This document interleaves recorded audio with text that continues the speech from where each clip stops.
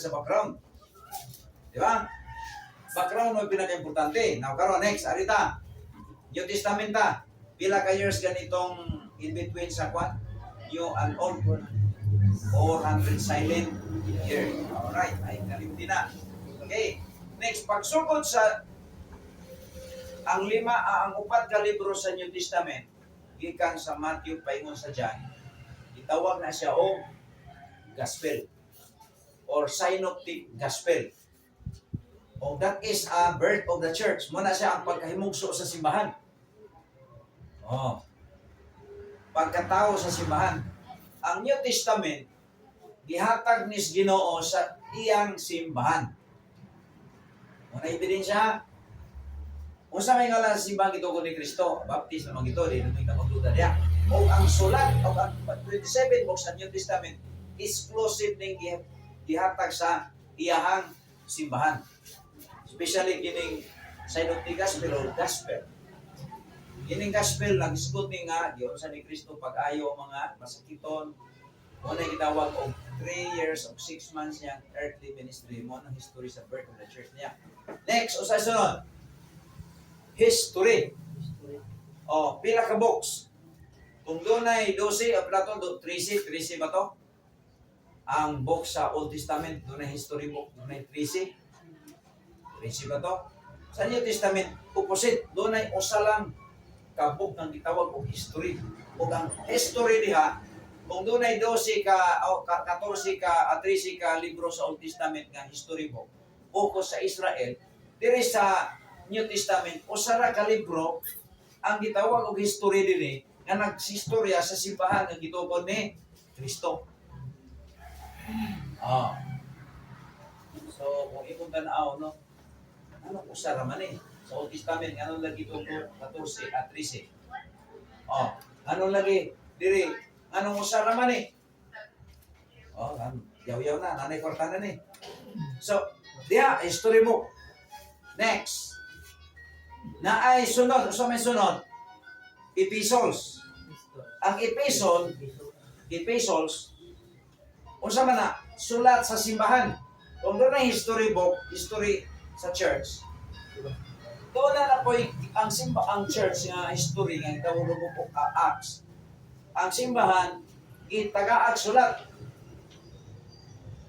Gitagaag sulat, gidiligahan o sulat, gitagaan o sulatan. O bitaw na nga, may unta karon na ubang mga preacher kasi nga, natulog gamiton, kinirag yung sulat sa iglesia, kining general epistle, Pauline epistle, antay labot ya sa kining gospel. Di man na pwede nga imong pili-pili o ng gospel kay istorya man na sa gibuhat ni Kristo sa ministry niya. Dahil yung tanan. Naaroy mga relihiyon nga ang ilahang gibasihan ra kana arang Pauline epistle o general epistles. Mga sulat ra. Kita anong di man puta muuyon ana. Nga tibuok maging Bible lang ato ang tunan kay mo kinay authority sa simbang ginatag ni Kristo. Mag-focus ta sa New Testament because ang New Testament itagaan niya ang simbahan. Nya karon kini aman ta sa simbahan. Mao na nga ang simbahan gitagaan magsulat. Kinahanglan ang simbahan manudlo sumala sa gisulat sa mga pusod. Now, nariha epistles. Ang epistles na dublisan ni na ay duha na dubahin siya. Kining Pauline epistles. Pauline epistles, ang sulat ni Pablo ngadto sa simbahan. Itawag Pauline epistles, sulat ni Pablo, gikan na sa Roma paingon sa Pilimon. O doon ay 13 na ka libro nga ang sulat ni Pablo. Pag sulat ni Pablo sa Roma, siya naa sa Corinto. Pag sulat niya sa 1 Timothy, 2 Timothy, o bisan pa sa Colossian, bisan pa sa Ephesians, tuwa siya sa Roma. Dapat kabanutan na. Kaya gusto na ito nga ang atong pagpanudlo, dili masipya. Okay, pila, Pauline epistles, pag ingog Pauline epistles, sulat na ni Pablo, tanana.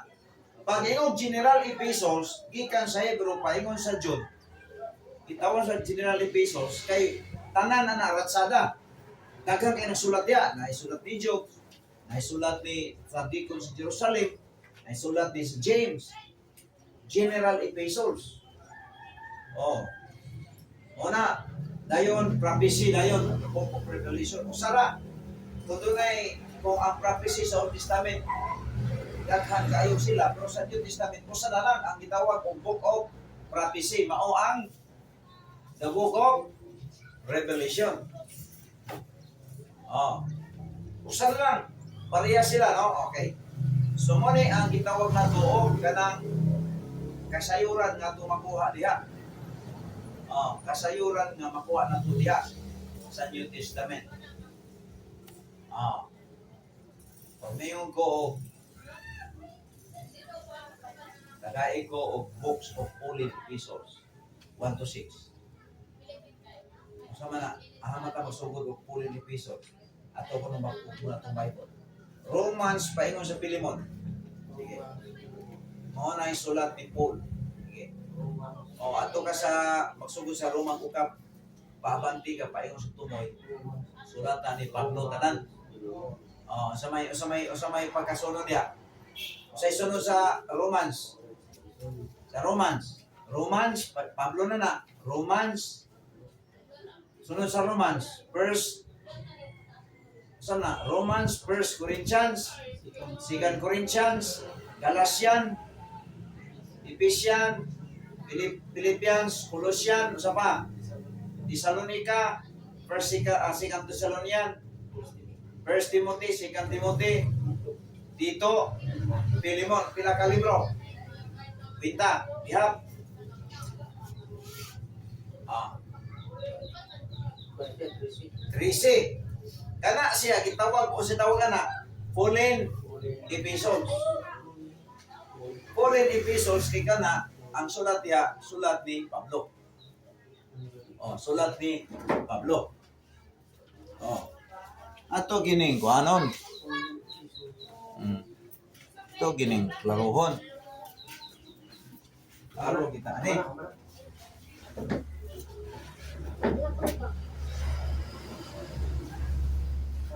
Na, na mo. Tapi ko na bungi ba? Duhar magini, kundi ko mabungi, ako ra mo bungi. Ate gini ba? Ito, naigo na. Bukas. Bukman na gini. Basta yung nangangit tugka na yung bukas-bukas na yung bukman na. Sipre, wala na yung bukman, sipre na yun. Asa pati, wala niya po. Kaya si Brother Roberto. Ano pa mag-ipo?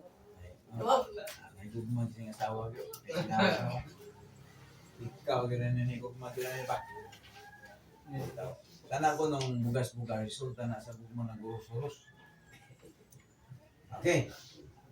So, wana, nabiyaan na ka? Ayaw mo pa. Kuha dito kay, aman eh, ang imo ani. Kuha dali kay, aron maluwas ka ani. Malo. Okay. So tanawa. Nakita na to diha no ang gitawag og kanang tawag anay. Araw ba? Okay. Now, gikan sa Pilimon, moro man na. Ang sunod ana, sa sunod. Sa sunod sa Pilimon. Hebrews. Hebrews. James, isa pa. Paingon sa Jude, sa may tawag ana. General epistles. O General epistles, nande ako, General epistles. Yung general kay nalain na ang writers diya. Dili lang kay si Pablo. Kining ang Pablo gani, 13 ginakalibro ng Pablo para sa sulat sa simbahan. O karon kini ang sa simbahan. Una nga kita di gyud magsilbi nga dili ta mo basa sa sulat sa Ginoo. Okay, the last masaman Revelation, the last book in the New Testament. Oh, last book of the New Testament.